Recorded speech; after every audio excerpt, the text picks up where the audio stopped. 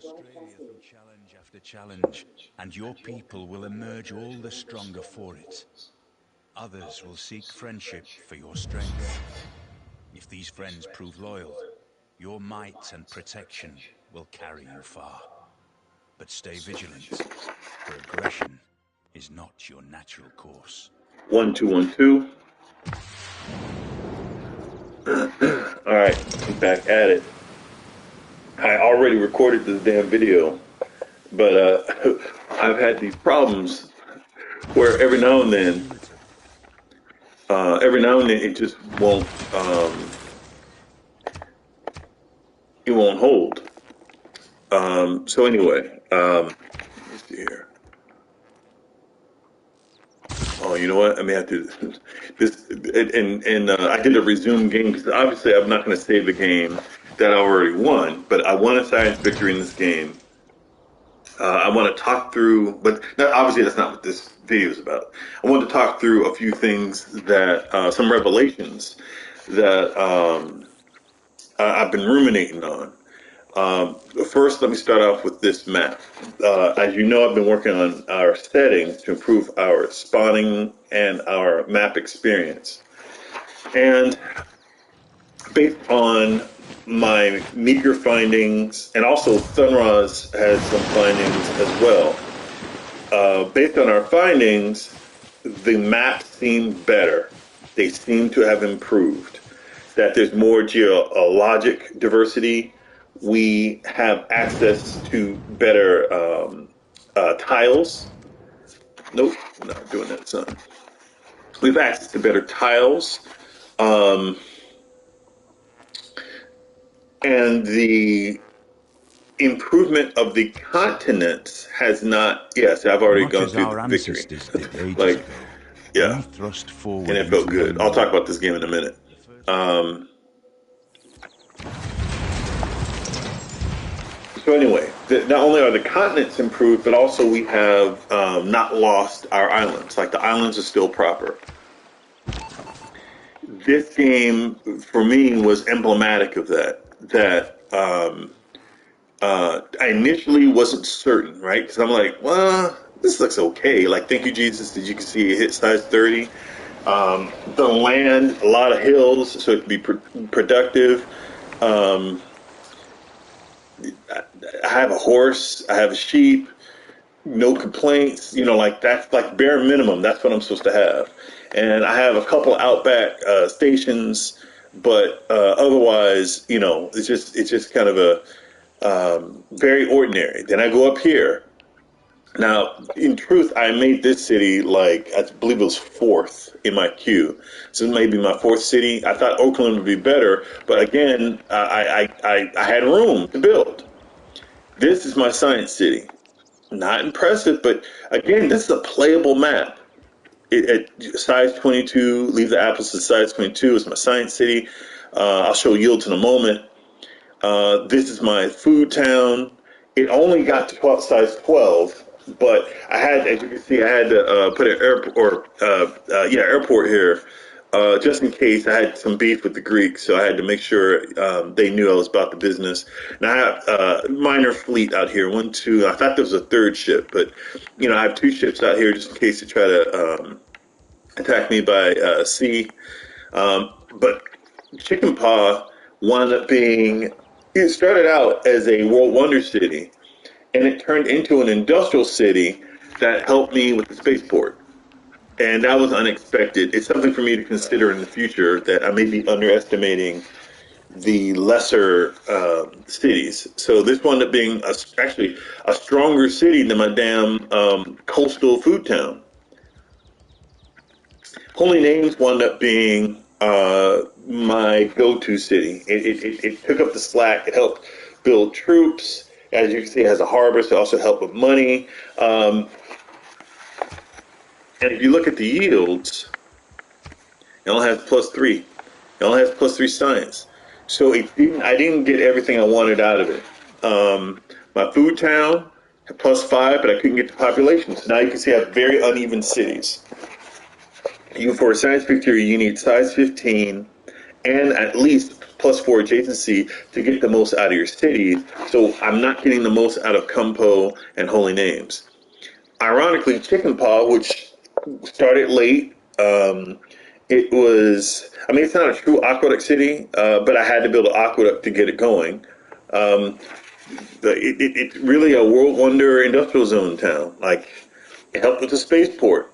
It started out as the smallest city, but the map gave me an opportunity to build it up. And as a sidebar, this is kind of off my script. I have three main topics to talk about: the map, Babylon, and loyalty. Those are like the main things I want to talk about in this video. But this map, I want to talk about appeal.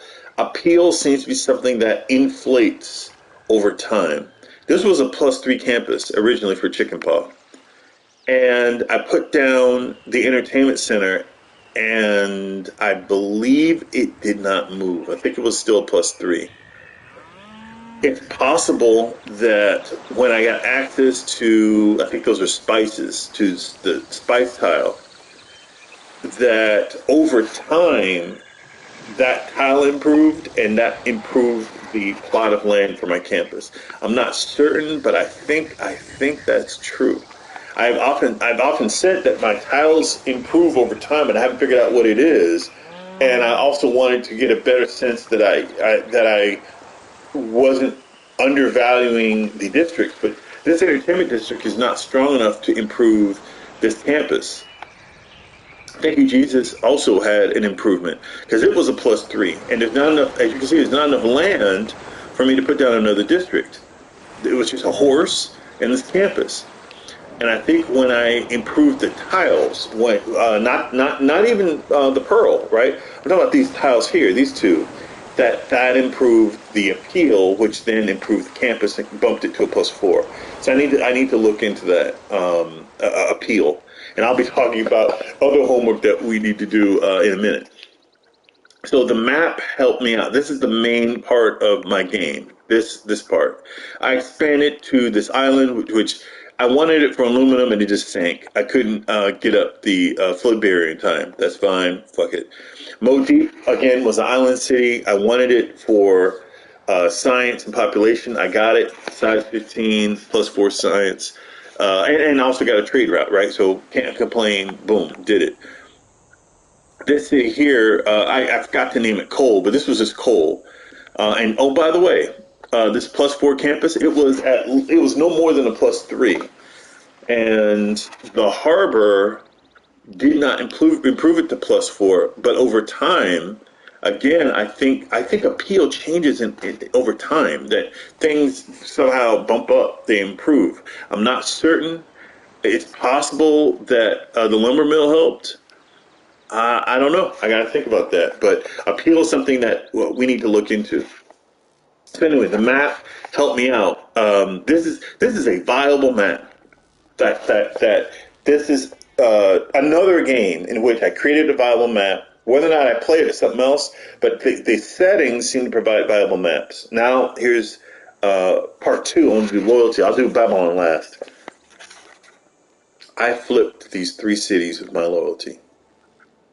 So I don't know if it was Holy Names, Thank You Jesus, and or Chicken Paw, but Yaroslavl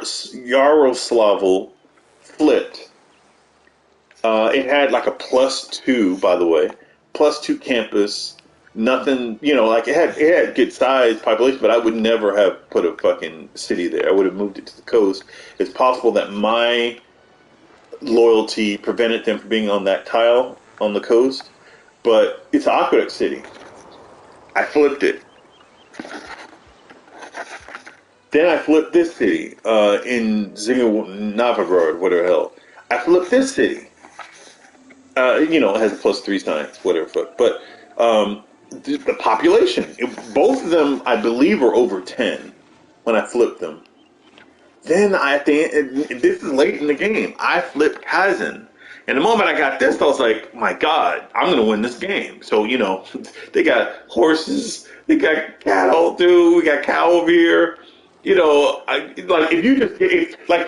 fact, if this were my capital, I'd be eating pretty good, right? So it's a +3 campus. Nothing special other than the cattle, right, and the land to produce my outback stations. As you can see, I was eating good. I got it to size 17. This city, Babylon City, was flickering, and where is it? I think it was Tiver. I think it was flickering also. The Russians, I could three of Russia's cities. I don't think they were ever competitors in the game, but that broke them. They were done, and they went from being disgruntled to really unliking me. But there was, there's nothing they could do. If you didn't like me, you didn't like me. So I didn't worry about them for the rest of the game. But somehow my loyalty flipped these three cities. I believe Kazan was an independent city for a long time. And it may have been I entered a dark age at one point, so I couldn't flip them. Then there was a point at which I thought Babylon would flip them because I saw their iconography. And then all of a sudden I saw mine, and I was like, okay, let's go eat. And that was it. Am I missing a city? I think that's it. Yeah, I think that's it.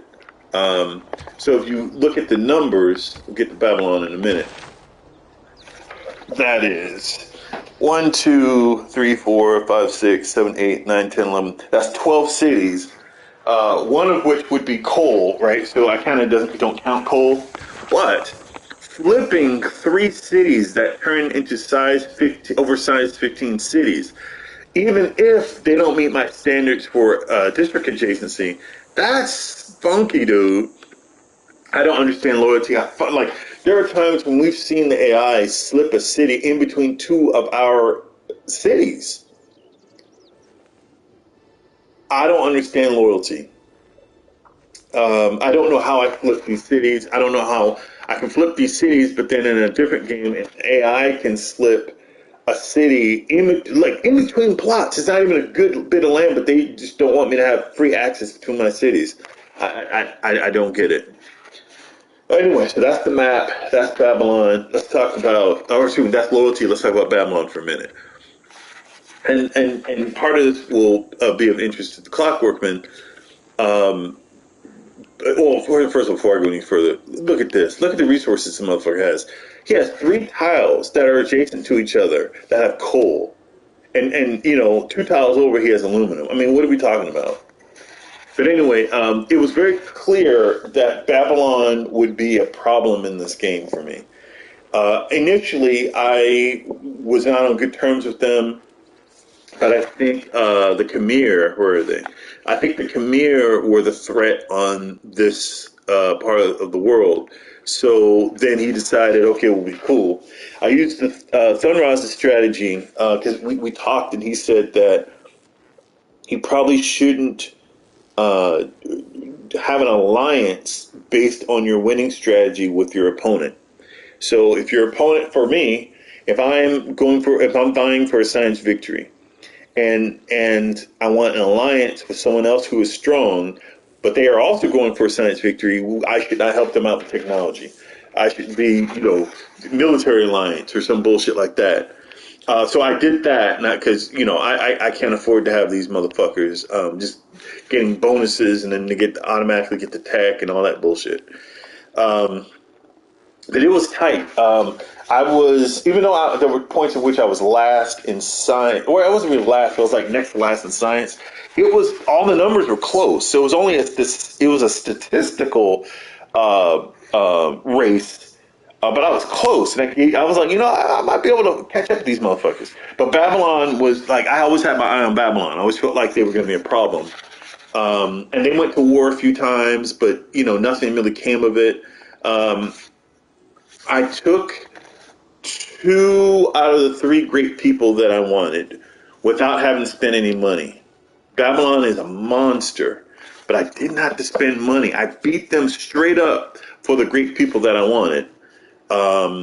Those great scientists that I wanted. I beat them straight up. So my approach, I have an addendum, by the way, to this video. I said those are the three main points, but I have an addendum I'll get to in a minute. But I beat them straight up. And I said I couldn't have done this on another map. On another map, I wouldn't have had what is it? Coal, oil, oil. I don't know. I probably couldn't stretch that far. But I had oil that I didn't get here because it messed up the agency of this campus. But if need be, I had oil there. There's oil here and oil here, right? Then there's coal here. And there's aluminum here, but it sank. It doesn't count, right? But like I had opportunities. Like I had a chance and I played smart and I was able to get into the game. I have 756 science. Now that's, I got 12 cities, one of which is coal, but I flipped 3 cities. Russia must have been desperate. I don't know. How does my loyalty leap over this city state and snag 3 Russian cities? So that also, the population, even though they screwed up the adjacency, the population helped me to get this space race victory. Now here's the addendum. This is the fourth item I want to talk about. Tiles. The way I've begun to approach tiles. As I've recalled, I've been doing research on maps for 3.5 weeks. Maybe at this point, maybe it might be 5 weeks.